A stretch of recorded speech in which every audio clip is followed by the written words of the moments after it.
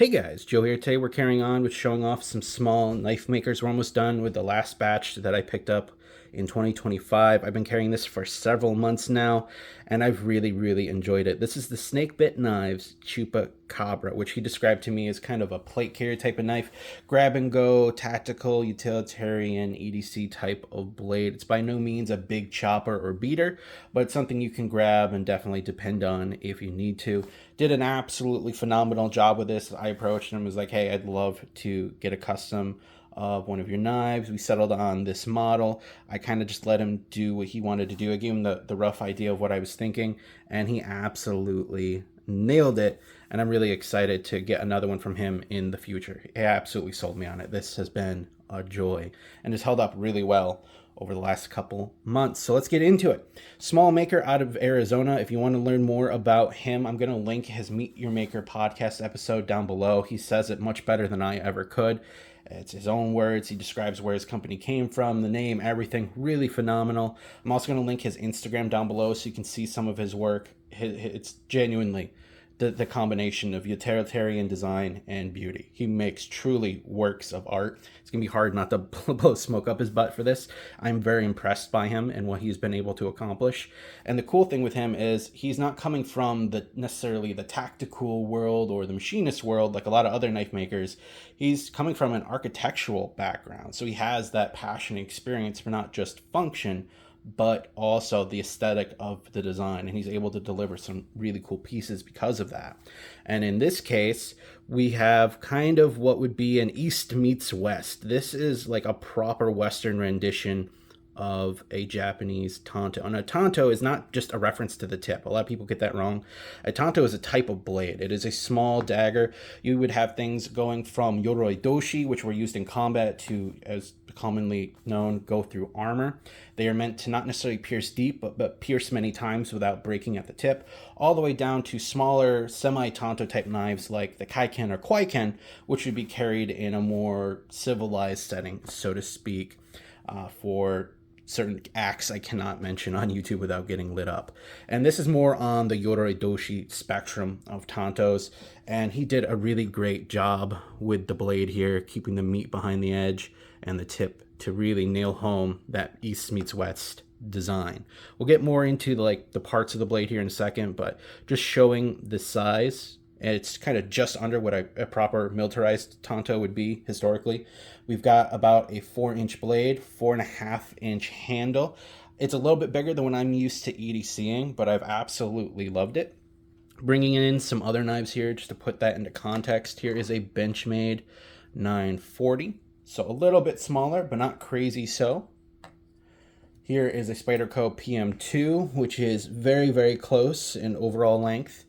But obviously you're getting the benefit of a longer edge, a more durable edge with how thin Spydercos are, and obviously the durability of not snapping due to the thumb hole. So if you want a knife around that size but want it to actually be something you can depend on, go the fixed blade route, and something around this size you'll probably be right at home in terms of that handle length. And then I'll bring in a fixed blade. This is a Gerber strong arm. This is like a proper military utilitarian type of knife. They use these things for all sorts of stuff like prying, not just cutting. And so this is going to take more abuse than probably this would, but this is more for a little bit of the combative defensive role, given that design being what he describes as a plate carrier type of knife. And for those of you in the slip joint world, as always, here is your 91mm Victorinox, trying to convert some of you guys into a fixed blade or a modern folder, as always. Now getting into this, as I whack the camera, let's zoom in. Here is the blade. He did a acid wash on this, and it's actually held up really well. You can see where I've messed it up a little bit, but I expected this to be really beat up, given that the blade steel as S35 VN on this. And you think, well, why would you want it on that? It's just going to snap. It won't if you use it properly because of how thick the steel is. There's definitely tougher steels out there, but this will hold a great edge, and it's not so crazy hard that it's going to be hard to field sharpen. It's not going to be fun, but it's not as bad as some other steels out there. So I'm happy with the steel choice. I'm happy with the finish. You can see the swedging there, but he still keeps that tip really thick, almost all the way down to the end. So the chance of you snapping this in proper use is very slim. Really awesome logo there with the rattlesnake fangs. Did great edge work here. And this, given the size, I can really get up on it. So I can not just do proper push cuts like that. I can also kind of almost chisel cut, if you will, or edge cut and engrave, or what would it be, carve. I'm having word finding issues today, but really, really awesome in that blade. What's also really cool is the way he did his jimping. It's very artistic, kind of that rustic finish a lot of people like. This is, again, one of those things where if you like jimping, it definitely works. It's not hyper aggressive though for those that don't like jimping. So it's there, you can get a little bit of a grip, but it's not gonna super lock in and eat up your thumb if you're worried about that. So a balance between functionality and comfort. Moving down, we have kind of a burlappy type micarta that he boulder cut for me, which is very, very well done. Not aggressive at all. If anything, it's a little slick, but it locks in great. I'm not worried about dropping it whatsoever. He did a really, really wonderful job on those scales. And then I've got two Ultim pins. You can kind of see there if I'm moving my finger, but if I bring in my light, it looks much better outdoors. This lighting is not doing this knife justice at all. And then while I got the flashlight in my hand, you see these liners here are really awesome and color match that micarta. But if I bring out my black light, they're glow scales. So that is really cool. A lot of people just go the simple route with glow scales, and you have a very big visual contrast between the scale and the liner, but he did something that actually color matches the micarta, which makes it very beautiful during the daytime, but also gives you a little bit of utilitarian function if you go into a dark room, the light goes out, power goes out, or if you maybe are a goofy outdoorsman like me, sometimes you stab it into the wood and forget it and have to come back, it'll be glowing. Just with that little bit of flash, it glowed more than enough. It's still slightly going there, if you can see. So this is good quality stuff. It's not going to immediately go out within 2 minutes, which is pretty cool.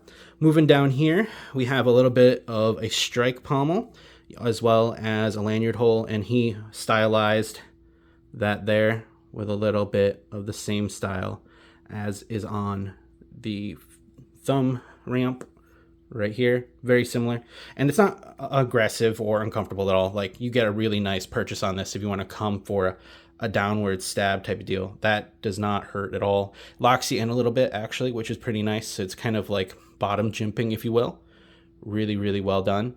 Obviously, if you smash this enough, that'll get messed up, but you probably aren't doing that much with your knife. Now, flipping over to reverse, just to show off his logo.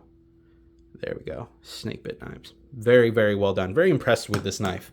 I've really enjoyed carrying it. I've been doing horizontal belt carry. His sheath is as good as any. It's very well done. Very nice click there. I've just been doing it with a single pull dot. The only thing I could possibly critique about this knife is the sheath ramping here. So it's pretty straight. So when I go to do it, I have to kind of put down my thumb like that. If there was just a little bit of a flare, I could probably just more gently go on it. I wouldn't have to dig into the knife. But when it's secure on your belt, like say I'm holding it with my hand, it comes out just fine. It's not like it's a really hard retention. So that's just straight up me nitpicking. It's just a little bit more of a ramp on the sheath. That's all. That's all I can come up with. I try to find a fault in everything I talk about, but it's really hard with this one. For what he did and what I paid for it, he did an absolute phenomenal job. Price, again, will always vary when it comes to custom knives, depending on what he has in stock, what you're getting done, that kind of thing. But you're probably looking at upper 200s, lower 300s to start based on your choices. And again, he can go all the way up to really, really high-end pieces. It's really cool seeing a maker that's willing to do everything. Some of the guys that do high-end work will only do high-end work. They won't do entry-level stuff. They won't do production batches. So he's really trying to get a knife in everybody's hand and doing a really good job without being snobby about it. It's something I'm very impressed with. It's not just his amazing work, but how he runs his business is really cool as well. He helps out other businesses he's friends with, guys in the area. He's really trying to be part of the community, not just a knife maker.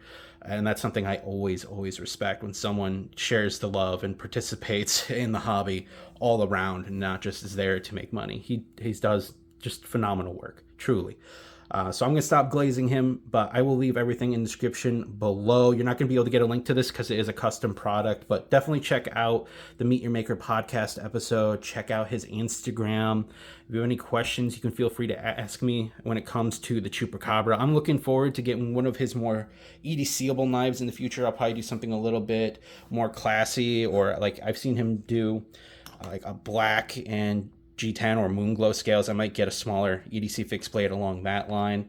I'm definitely going to get at least one other knife from him sometime in the future, just because he did a really great job with this. And as I said before, very impressed. So 3 thumbs up for Snakebit Knives out of Arizona. This is the Chupacabra. Highly recommend it.